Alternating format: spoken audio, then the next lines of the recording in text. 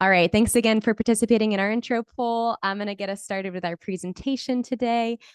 We are having a really fun program for you this morning. We're talking about getting your board on board, 5 tips to double your funding. And I've got some really special guests joining us today, so that's an extra perk for me. A couple special people that I'll introduce in just a moment. For our first timers, this is a free grants workshop from one of our instrumental educational webinar series. We're currently running this grant seeker growth course. These are multi-part series in which we talk about different grant seeking topics related to our grant seeking community. So today, we are diving in on engaging with our board and leadership. For those of you who are new to Instrumental, we're the most loved all-in-one grants platform for grant tracking, prospecting, and management. We currently help more than 3,500 nonprofits and grant consultants save time in finding and applying for more grants. Many of you know this spiel already, but just in case you're new here, I'm Rachel from Instrumental. I'm the events and community manager here, and my job is to put on fun events and educational events like this one. So I have a decade plus of experience in the nonprofit sector, specifically in museums, and I'm based in Los Angeles, California. I'm also excited to bring on a friend of mine, a friend and colleague, Alia, who I'm going to actually allow to introduce herself. So if you want to pop on the screen for a sec, Alia, I'll go ahead and spotlight you so folks can see you. Thank you, Rachel. I'm really happy to join. This is definitely a topic that's close to my heart. So I'm Alia. I've been at Instrumental about 2 years, and my background is in the healthcare fundraising space. So almost everyone at our company came from fundraising. So I think it's a little bit easier for us to know what your day is like and some of the challenges that you're facing. So really excited to be a part of this program and hopefully chat with some of you later on about your grant strategy. Yay. Yes, I will talk a little more about how you can connect with our expert, Alia, today. Before we get to that, I want to share a couple of quick FYIs about our program. We're going to be together for about an hour. I have 55 minutes of content to cover with you all. This is designed as an instructional course with both individual work time and peer-to-peer dialogue. So you'll find moments to work independently. I'll get that link for the workbook for everybody so you can open that up, and I'll call out when we're going to kind of specifically use that. You'll also get the recording and slides after the program. Please honor your personal needs. We know we're busy. We probably don't have a ton of time in our days to fuel ourselves with our snacks and water, but grab what you need in order to stick it out for the program today. But don't miss the chance to win. I'll have ways that you can earn raffle prizes and other fun ways that you can connect with us after at the end of the program. I'm also going to make sure that our closed captions are toggled on. Let me make sure that that is being shown in English. Great. So folks can toggle those on in their Zoom settings to follow along with me reading as well as listening today. Okay, a couple key things you're going to leave with today. I've designed a customized workbook for you all. I'll send that link around in just a second. This is designed to help you brainstorm and document specific takeaways for the program today. So this will be your kind of repository for the things we've talked about, those little golden nuggets of wisdom that are sticking with you as you go back into your workdays after the program. You'll also have access to our events resources page. So I'll drop these links in the chat so that you can access this. The first is going to be our course syllabus and workbook for today. I have both the Google Doc version, which will make your own copy in your Google Drive, or you can download a PDF version here. And then for our event resources page for today, this is essentially a little website that I make for each event. So this is specific to today's program. Right now, it's not going to have a ton of info on it because I go back in there and add in all the things like words of wisdom from the chat box, links to the slides and recording, any other resources that are mentioned by our experts that are in the room today. So that is something that you can bookmark and come back to later. And then since we have a special expert in the room, I'm so excited to offer these strategy sessions. So I'll talk a little bit more about why we're offering these and why I think these are so valuable. If you are interested in grabbing one of these 10 spots with Alia, you can actually get ahead of that if you want. There's only 10 available. We're a really small team at Instrumental. I don't know if folks are aware of how scrappy we are. So we really try and make as much time as possible for folks to help them out in their grant seeking endeavors. Alia has 10 spots available for that. That's if you sign up for a free trial today. So that's for our folks that are new customers to Instrumental. I'll drop that link in the chat.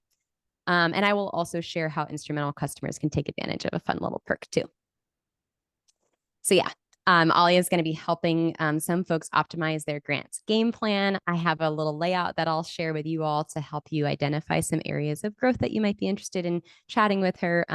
Because of her expertise and her background, she's able to identify some areas of need for folks and then come up with some potential solutions. So those spots are available now, and you can get ahead of it if you want to, or you can kind of see where we're headed and jump into it as we get into the program today.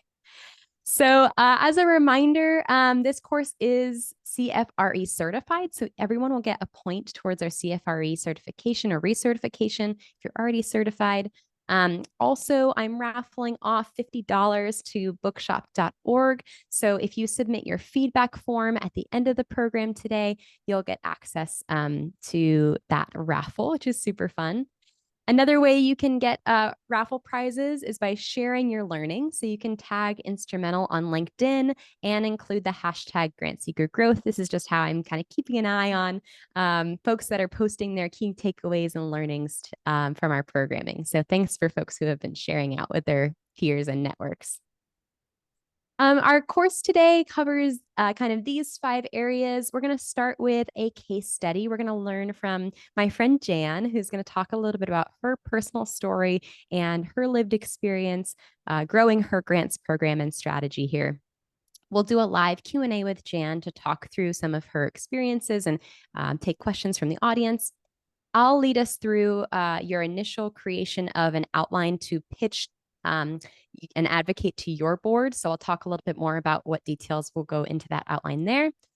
I'll leave you all with 5 tips to help equip your board, and then we'll do some final questions and wrap up.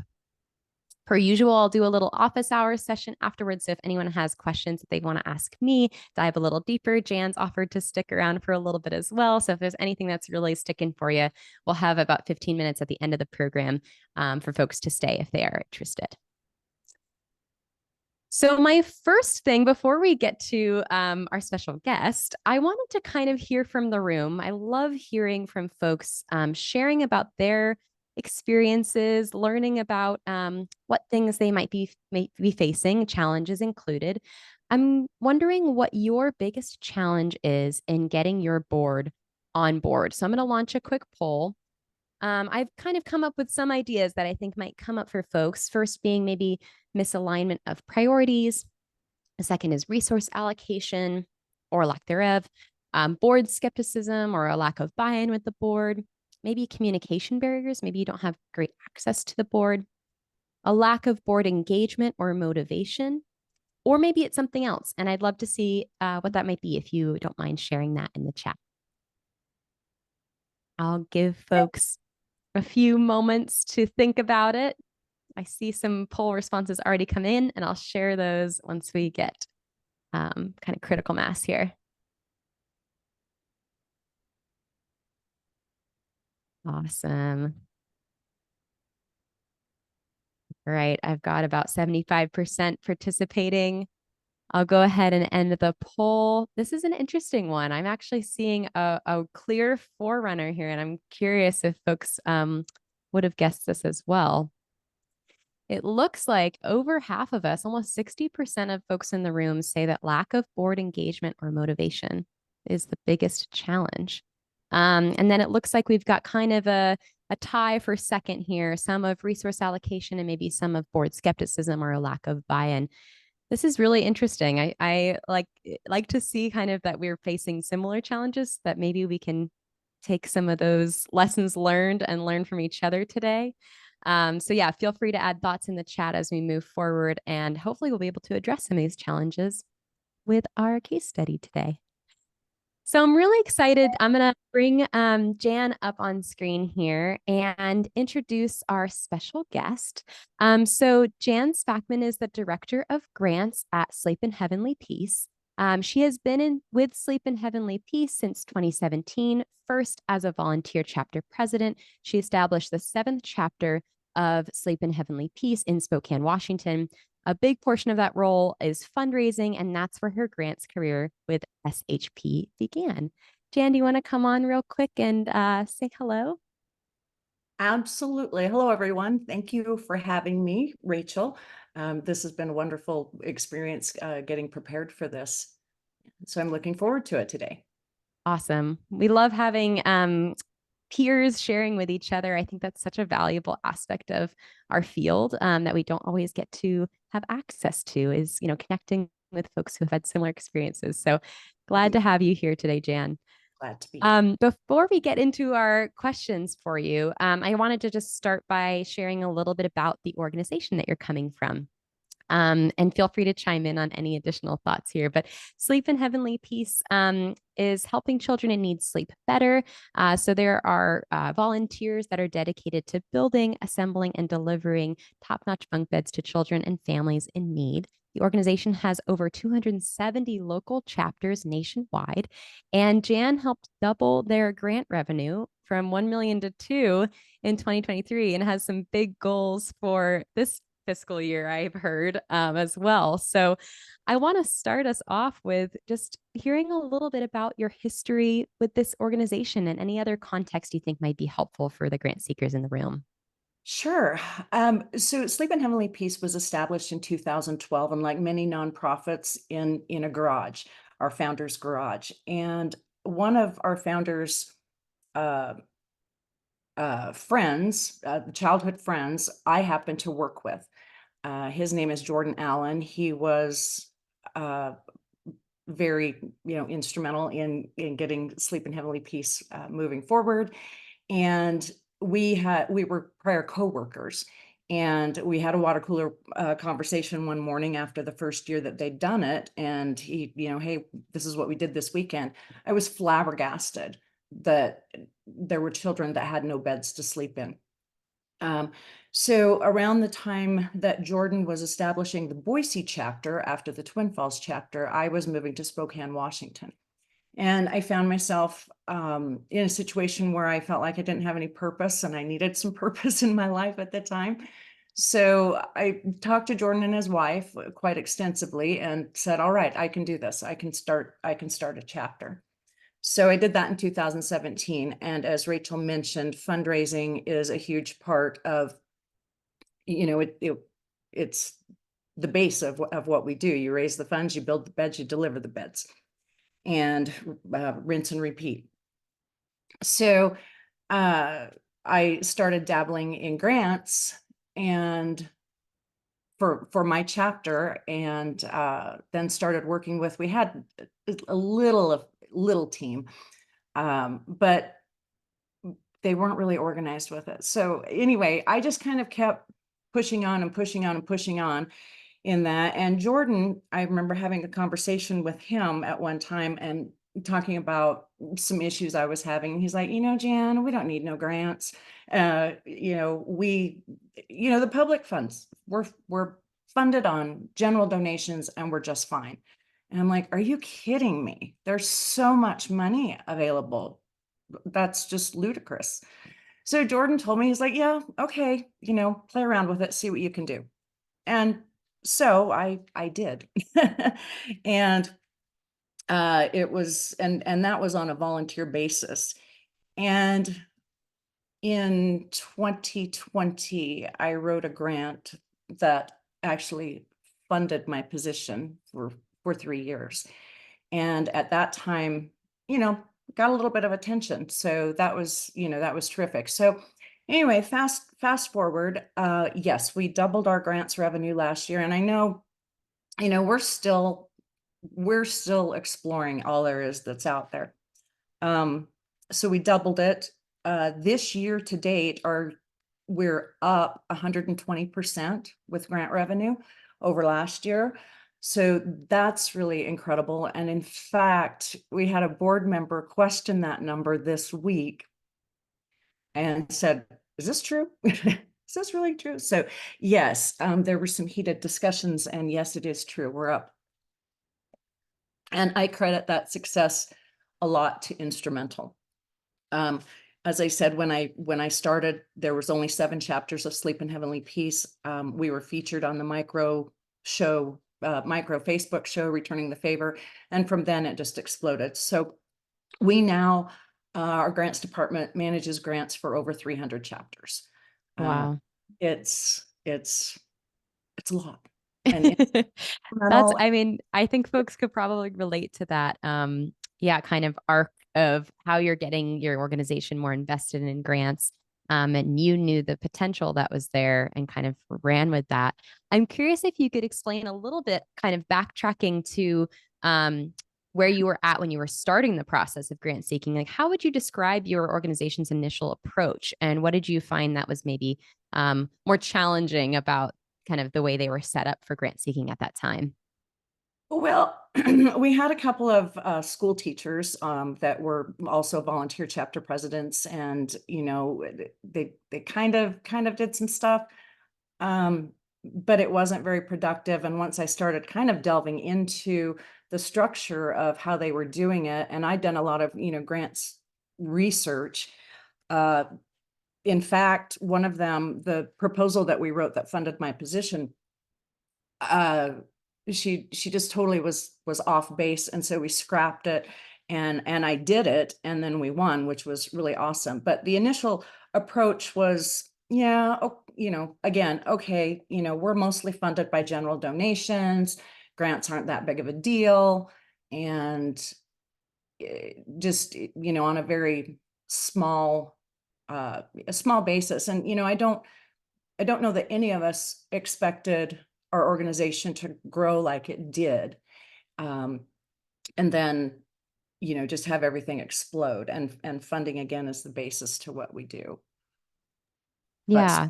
grant seeking wasn't really a priority at all. And that, I think, is something that other folks probably in the room could relate to as well. I'm curious, I think you kind of have shared with me and my colleague Ryan in the past on some kind of key turning points. Could you clarify for the audience what were some of those turning points that you felt made the change for you in going from that 1 million to 2 million in grant revenue? Well, I think the biggest one was the system that we were using. While it was a great, very user-friendly system, it was Grant Hub. We were learning as we were growing our chapters, and the chapters were requesting things that it was very cumbersome to go from Grant Hub into Grant Station, search for grants, and then have to copy and paste and put that information back into that system. Very cumbersome and a big time suck. So when I started investigating other platforms, honestly, and I thought FDO, Foundation Directory Online, was the be all end all. And again, though, it's a separate system from your grants management system. So when I stumbled onto Instrumental, I was flabbergasted and thought, okay, it's everything. Everything is here. Everything. And I think that the robustness of the funders that are in there, that was a huge turning point for us to double our grants too, because we, had it all in one place. And, over what, 250,000 funders is, I think, what you had at the time. And I'm sure that's growing day by day too. So I think that was a huge, huge help.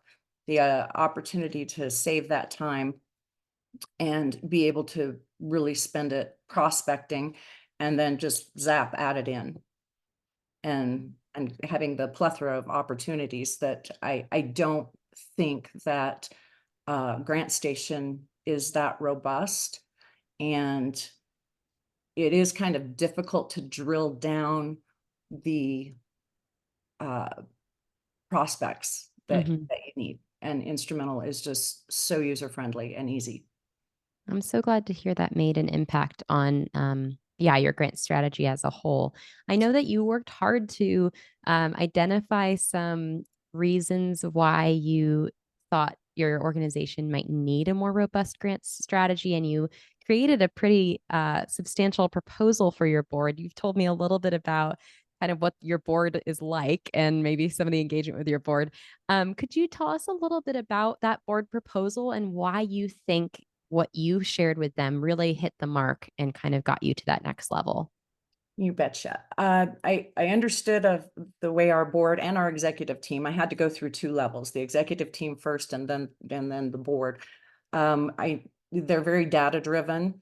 And so I wanted to give them as much information as possible to really, pitch this and sell it to them. So I wrote a 7-page proposal, which is a lot, but it worked. And I think the hit the mark on it was I did some comparisons with FDO and Instrumental and Grant Hub and Grant Station, and really stressed, how time consuming it was, that how those systems, or those 3 other systems were, and how we could definitely streamline what we do. And as we have, we anticipate adding 60 chapters a year. So as that grows, so does our responsibility to them to, find grants and prepare them effectively and get them submitted. So, and one other point I made was that, yes, it's a big chunk of money. I mean, 6,000, that's, for the system, put your money where your mouth is, Jan. So I assured them that the system would pay for itself, and we've definitely proven that it does. So I just think in all of that, in using the system and reporting those numbers back, there's no argument. Yeah, you mentioned that kind of, I think folks probably can relate to that too, of wanting their leadership and board being interested in seeing clear success metrics and understanding the ROI on investing in certain resource allocation, like a grants management system, or maybe it's additional staff, or maybe time, investing more time in grant seeking. So being able to demonstrate those metrics effectively, I think, is probably one of your big strategies here. Definitely. And the $6,000, I mean, that was there's a less expensive package that you have to, but that was the package that we needed to do. We needed the pro package. Yeah. For the way our organization is structured. That makes sense. And if folks are in the room thinking about kind of how their departments might be structured, regardless of what you're advocating for, you want to make sure you're approaching this, from the investment standpoint. Like, we're investing in ourselves or investing in our team. You might need that, whatever that next level of whatever software or whatever resource you're looking at bringing into your group. You want to make sure it's worth your while. And it might take that extra little chunk of change in order to do that. But you're advocating for the purpose and direction of why that's going to be beneficial. Yeah. Okay, I have 2 more questions for you before we kind of get into your pro tips here. What has been, you think, the biggest factor in scaling your grant strategy? Is there like 1 or 2 things that you feel like made the biggest impact that you'd recommend to folks in the room here? The purchase of Instrumental. That's been the biggest one. We've been able to scale quite largely. I'm trying to think of the numbers. We prepared 600 proposals ish in 2022. Last year it was nearly 1,000. So we were able to scale that up because of Instrumental. This year we're pacing well over 1,000 proposals. With 300 chapters, it adds up in a hurry. So we've added 2 people to our grants team. So we're pretty skinny on that side too, Rachel. And we've just been able to do it because we have the right tool. That tool is Instrumental. Yeah. I remember you mentioning too that things like time management and allocating time effectively, and the tool being, a helpful kind of not crutch, but resource in that, like being able to cut down on time. That was one thing that really kind of helped you be able to prospect more effectively and apply to, almost twice as many applications, it looks like. Absolutely. Yeah. Yes. Yeah. Um, Paul asked in the chat, how many people work on developing 1,000 proposals? I think, are you saying it's 3 folks on your grants team? We have, I'd say it's 3.5. We've got three full-time folks, and then we have 2 volunteer contractors Very with us. cool. Or heavily- Scrappy teams, I'm sure. Very Yeah. very scrappy. And we work from a boilerplate that's been in development since I began. Mhm. And it grows and grows and grows as we grow too. So that helps. I mean, a lot of these are just, copy and paste, copy and paste. Yep. And, for lack of a better word, we are somewhat of a grant factory, but we do have a decent success rate too. Mm-hmm. And for folks that are not familiar with the boilerplate term, I know many experts in the room will kind of have that down pat, but you might have a boilerplate sort of template or structure that you're continuing to draft your grant proposals around. So that's one recommendation. I know there's resources out there on kind of starting your first boilerplate, but that's just a great little tidbit for some of our novices in the room on kind of getting started with your grants strategy. Right. When I began, I found that a lot of the questions were the same that we're filling out, and I'm answering it the same. It finally just one day, why am I reinventing the wheel? Let's start, and then, we can modify the paragraphs but yeah, and the nice thing about SHP is we have one mission, and that's terrific. We build beds for bedless children ages 3 to 17 who don't have a bed of their own. And we provide them, those beds fully furnished with a mattress, sheets, pillow, and blanket. Mm-hmm. So that's nice. We have one program, one mission, and the boilerplate definitely works for us. But if you've got different programs, you could start a boilerplate for each of those programs too. Yeah, absolutely. That's great advice. And on that note, do you have kind of one piece of advice you'd give grant seekers who were in your shoes, maybe in 2022 or 2023, when you were kind of starting to ramp up? What would you share? Uh, the boilerplate, that's definitely huge. And I had it and it's gone now. Advocate for yourself and for your sanity, to your executive team or your board or both. And because, if you're in a larger scale operation, you've got to. So, definitely stand up for yourself and, prove a case point that you need the proper tools to do your job efficiently. And doing that, it will twofold pay for your software, and B, most likely pay for your staff too in the full circle. Because if you can find grants for funding positions like I did, and that you just need to have the right tools to do it. Yep, that absolutely makes sense. And Jan has so graciously offered to share with you all the 7-page proposal that she actually, the actual proposal she sent to her board. So I'll include that on our events resources page. I thought that would be something that folks might benefit from. So thank you, Jan, for being so open to sharing kind of from your lived experience with the folks here. Gotcha. Might save someone else some time. That's what we're hoping to do. And kind of on that note, I've synthesized kind of some of what you've shared with us today, Jan, into 3 core tips, which I'm going to kind of keep to the forefront as we draft our own board pitches in just a sec. So I want us to start thinking about, we've heard Jan's story. We might have related to some of those experiences. Maybe we have different experiences with our boards, different relationships with our leadership. But I want to think about how we're advocating to those folks in our organizations. And what are the three ways that Jan really approached her advocacy?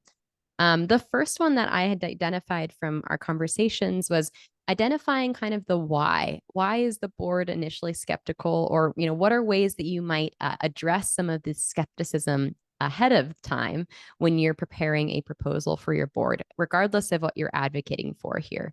So you might want to be addressing things like risk aversion, maybe some concerns about the uncertainty of the ROI for investing in something like a grants management platform or investing in another staff member. So looking at those risks ahead of time and thinking about how you might address those with the board.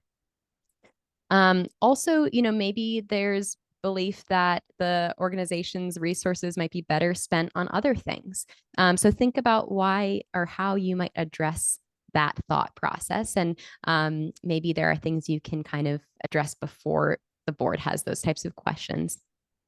Also, just lack of knowledge maybe about the grants process and potential benefits. Jan was sharing that, grants weren't really a priority for her organization, and she had to advocate for why she thought they would be particularly beneficial to the mission of the organization. Anything you want to add on this topic, Jan, before I take us to our next tip? Yeah, definitely. No, that's great. Awesome. Okay, so your next tip, I wanted to highlight how you built a case for grants. So you had some already examples of successes that you'd had with grants. You had successfully applied and won for grants, and you had some data to back yourself up here. So securing those initial grants made it easier to scale faster, right? And get the supplies your chapter needed.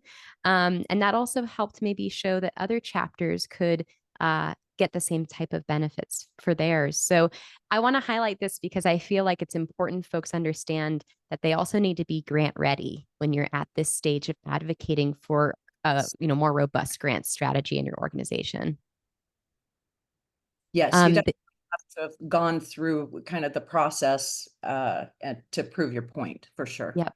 Yeah. So you might need to have, past experiences, or if there are other organizations in your region or that serve similar missions, you might be able to even connect with those folks and learn from some of their previous grant experience. I know some folks have worked closely with other partner organizations in that sense.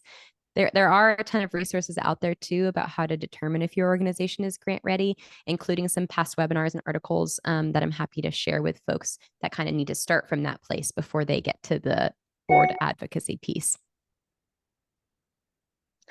And so kind of the last tip I've distilled here from Jan's story is planning for intentional advocacy, like writing a 7-page proposal and education of the board, right? It can be tough to put yourself out there to advocate for the things you believe your organization really needs.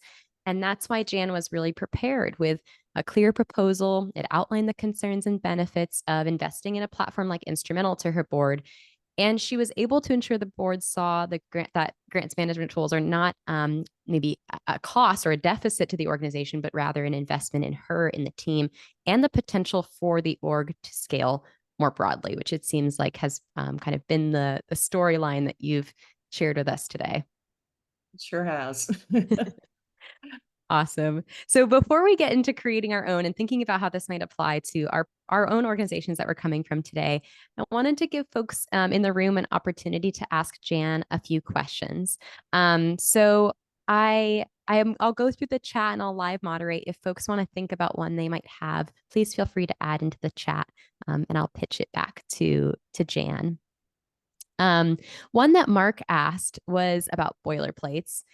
Do you ever use tools, whether AI or not? And if you do, what are they? I use Grammarly all the time. I think that we speak differently than things need to be written, and the punctuation and grammar I think is huge, especially because we need to present ourselves professionally to these potential funders, and so that's my big go-to. AI I've played around with a little bit. I'm still not there with it. And then there's some controversy over whether it's okay to use AI or not. I know I'm a member of the Grants Professional Association, And there's been a lot of discussions about that. Yeah, I think that will be an ongoing conversation, one I anticipate that will not end this year, but will probably be something we continue to reckon with. I think it can be a good tool, but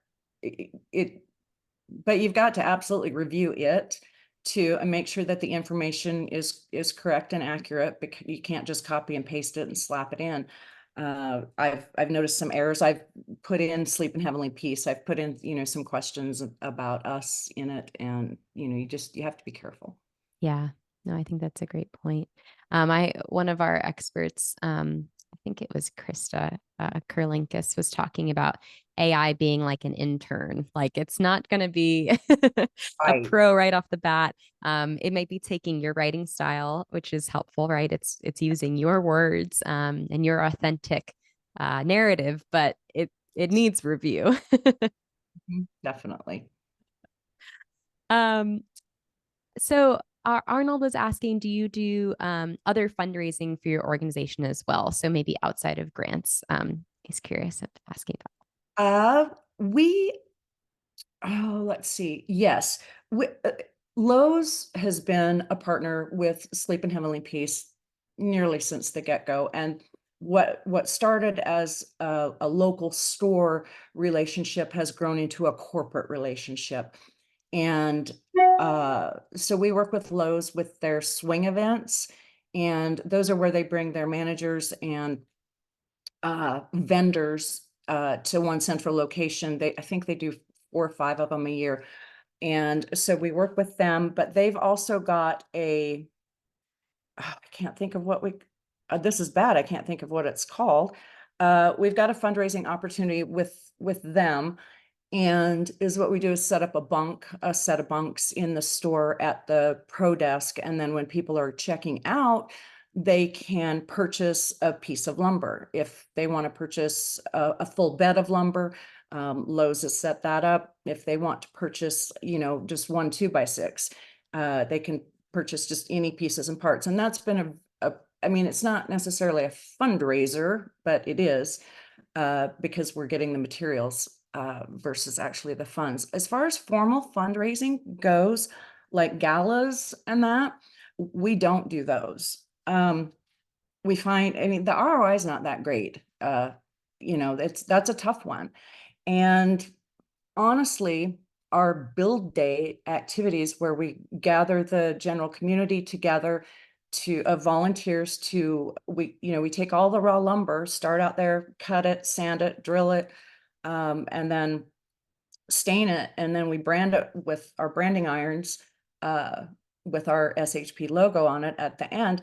Those really act twofold. It creates community awareness, and it is a fundraiser without being a fundraiser, because I had a guy come up to me at a build in Washington and said, "So what do these beds cost?" And, we were talking about it, and, just everything that goes into it. He's like, "Oh, okay, great." Well, he leaves, he comes back and he gives me a check for $5,000. So, yes. So without being a formal fundraiser, our build days do serve as fundraisers. Wow. We have what we call a bunkhead club. You can join for whatever amount a month. You get newsletters and keychains and things like that. So that's been successful. We've also do a National Pajama Day that each chapter can work with their local school districts, and for I think, I don't know, $2 a kid or something, they can wear pajamas to school that day.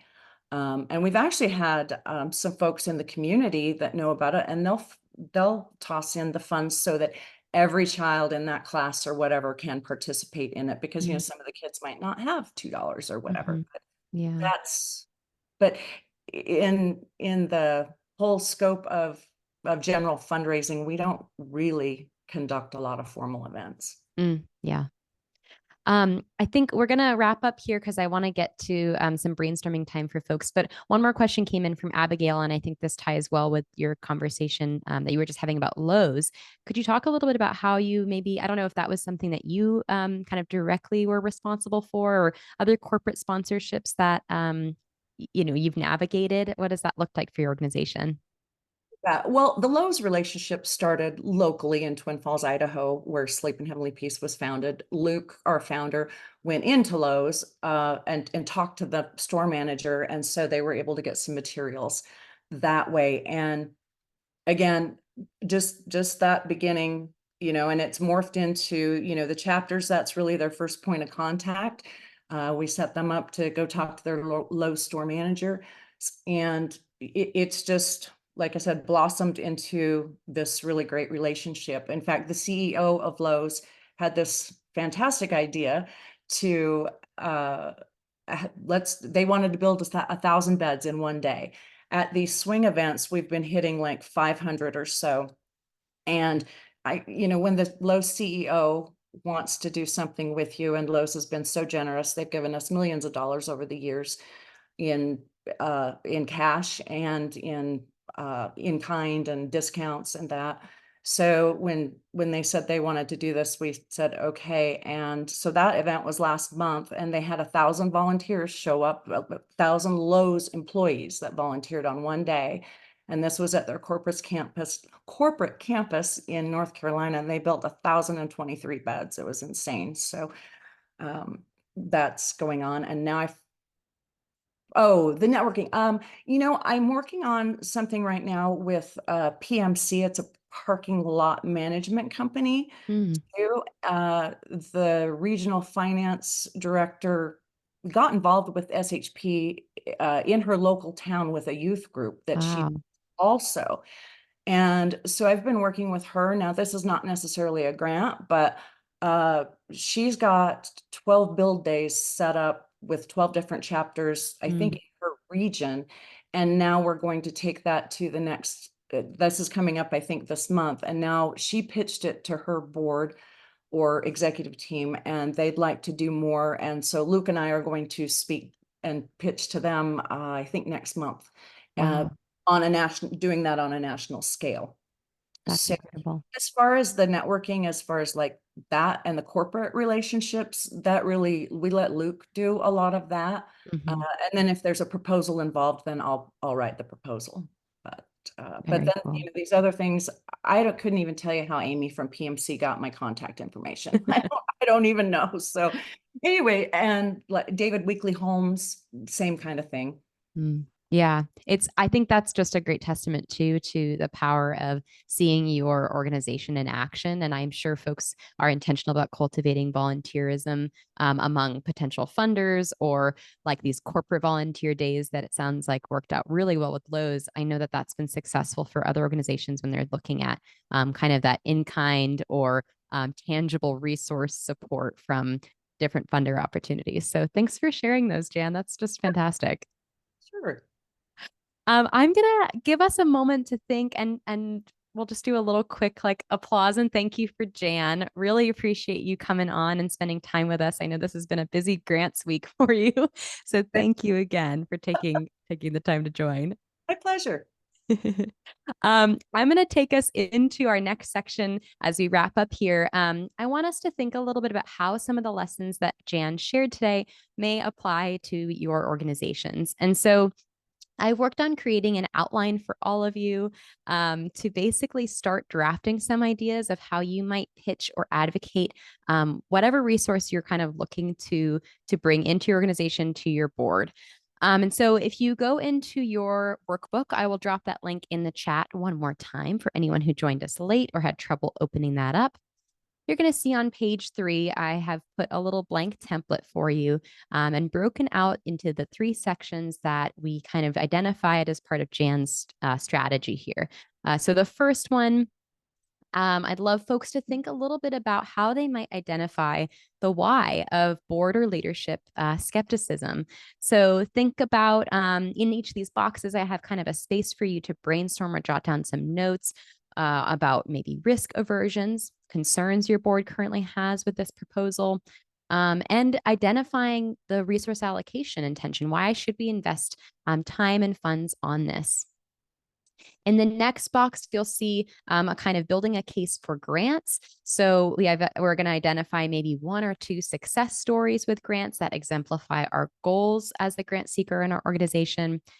Also, maybe thinking about the benefits. So we might be really aware of those, but the board might need some additional education on that piece. Why will what you're advocating for be beneficial to the organization? And using metrics, clear metrics as much as possible will help build that buy-in. And the third category here was that intentional advocacy and education. So you might want to think about maybe communication tools that you're currently using with the board. What reports are you currently providing to them? How often? I know in my previous experiences, I would often have to prepare that quarterly board report, but it always came out like a little down to the wire, and we wouldn't always be exactly aware when the board was meeting, and then the week of we'd scramble to get stats across all the counties that we'd serve and things like that. Think about what you might be doing in that vein too, and how you can get a little bit ahead of some of that communication to leadership. And lastly, what is your advocacy strategy here? How are you going to determine if your plan is successful, and draft some of those metrics for success?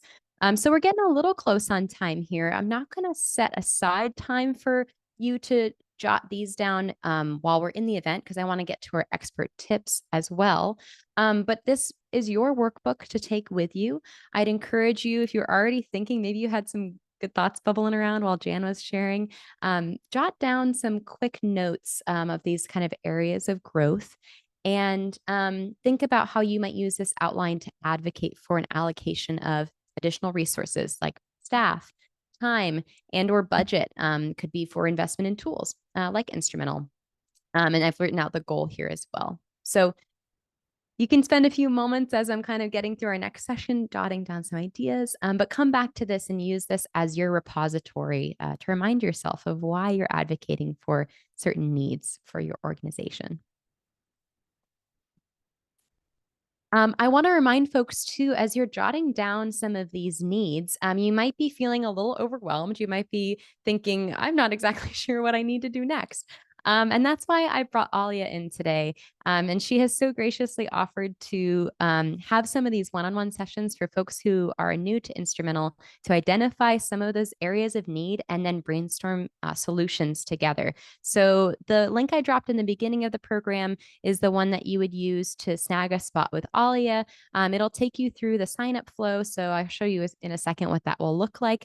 But you'll just fill out a little bit of information about your organization so we can get a sense of who you are and what you might be looking for in your grant strategy.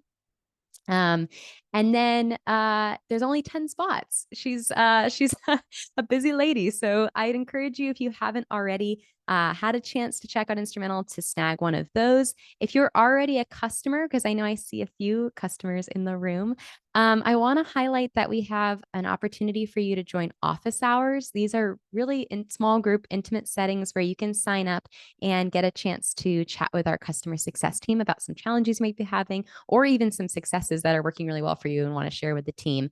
If you need to restart your trial, maybe you used to use Instrumental, but it was a while ago and you're thinking you'd like to dive back in, you can fill out that form. So I've dropped that link in the chat as well, and request an extension there. You'll just need to put in the email address that you used to sign up for Instrumental.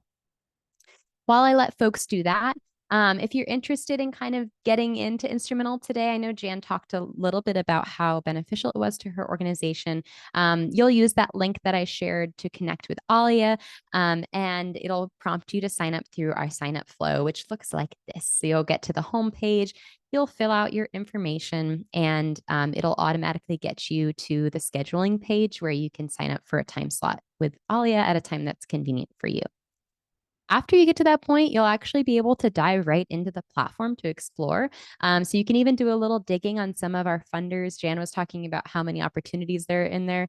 There are like, gosh, a crazy number. I think it's definitely over like 15,000. I think it's 17,000 grants in there, maybe even more than that now. So you can take a look at some of those that might be good fits for your organization in preparation for your meeting with Alia. So you'll fill out that info, and you'll get to this call booking screen where you'll be able to schedule a time with her. You can start creating your project if you'd like. This is a little more in depth, and I'll let folks spend time if they are going to start a trial today on doing that on their own. But your project setup will essentially help Instrumental source the best opportunities for you. So if you spend a little time getting your first project set up, Alia will be able to go into your account with you when you set time and walk through how to make that the most efficient for your organization. Okay.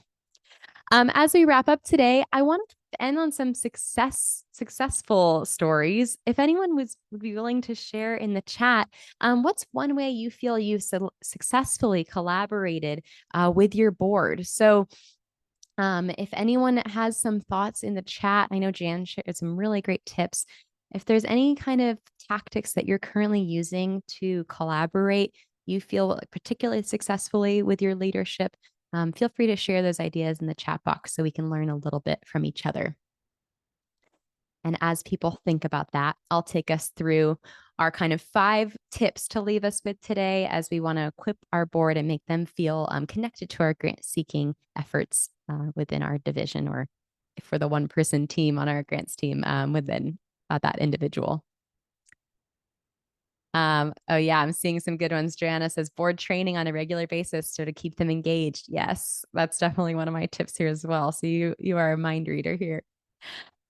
Continuous education being my first tip, regular updates and training for board members. Some of this might be on your boss, right? But thinking about how you can provide as much tangible and concrete information about your grants, maybe making sure that they're fully understanding the processes in place for grant seeking. It's not just finding and applying for a grant, right? There's so many steps involved. So making sure they fully understand the life cycle of grants, making sure they stay up to speed on that. Hi, Joanna.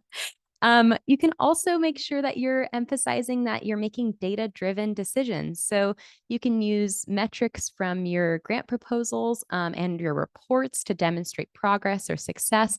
I know some folks use the reporting tool in Instrumental. It's a great way to just easily download a quick Excel file to show which grants you are interested in pursuing or ones you've already applied to, and just give them a general sense of your approach and strategy there.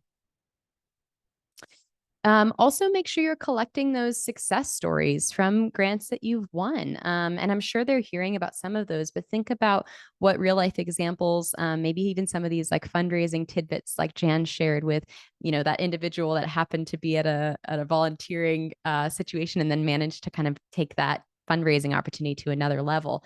Think about how you're collecting and archiving kind of those stories so that they're regularly accessible to your leadership. You again want to make sure you're transparently communicating as much as possible. I try and, to set reminders for those board updates. I talked about, like, I knew those quarterly board meetings would happen sometime in April or something, but making sure you're getting a little ahead of the curve there and having things prepared in advance that will be requested. You can use tools like Instrumental also to clarify tasks that are coming up and even assign people if you have folks that you want to be really aware of what's going on with each step of the grants process. And lastly, building those opportunities for intentional collaboration. I know sometimes we have maybe overly involved boards, so this can be a catch-22. But I think it's great to think about how we intentionally want to create opportunities for board involvement, and that might also alleviate some of that kind of over-involved board member if you're being a little bit more ahead of the curve, a little more intentional with your communication and collaboration so that they feel fully in the know of your grant-seeking journey. Okay, so we've covered a lot today and we're just about at time. So I want to wrap us up and make sure I catch any last questions that come up in the chat. We covered Jan's case study today. We did a little live Q&A. You've got an outline to now create your pitch. You'll also see in the workbook below that kind of outline template that I provided you, there's also a pitch your board letter template. This one is specifically designed to pitch Instrumental to your board, but that could be modified and used for any resource allocation that you're looking to advocate for on behalf of your organization. I will also follow up with Jan's specific proposal so that folks have access to that. That one has a lot more detail, but I know she took some tidbits from that template. So you'll have access to that as well. If there are any final questions, please feel free to drop those in the chat. We can also take those during office hours. As mentioned, you can fill out your feedback form and you'll be able to be entered into that raffle. I'll drop that link in the chat. Would love to hear what folks have to share about our program today. And as a reminder, you're being entered to win $50 towards bookshop.org. So thanks for sharing your feedback. I really appreciate hearing everybody's thoughts there. We have one more kind of formal event for June. We're getting into summer. So I hope folks are excited for their vacations coming up and getting a little bit of time to themselves, hopefully. Our next one is a special one. This is our Grant Chats program. It is an invite-only program and it's limited capacity. I'm almost actually at capacity already for this program. We are doing these the third Friday of every month now. And they are small, intimate group settings where you'll go into breakout rooms with folks in similar sectors of yours to discuss a particular topic. Friday, June 21st, we're talking about funders. So that's the topic for that. In July, I'll have a different topic. You can see all of those upcoming events on the link I just dropped in the chat box. Otherwise, thank you so much for being here. Thanks again to Jan and Alia, my friends joining me in the room. It was so great to be with you all. I will let folks filter out. Feel free to add questions in the chat. If you want to ask something during office hours, go ahead and raise your hand using the raise hand function, and I'll get to you in order of our raised hands there. Otherwise, thanks for being here. Thanks, Patty. Thanks, Kim. Thanks, Joanna. Great to see you. Really appreciate you all spending time with us today.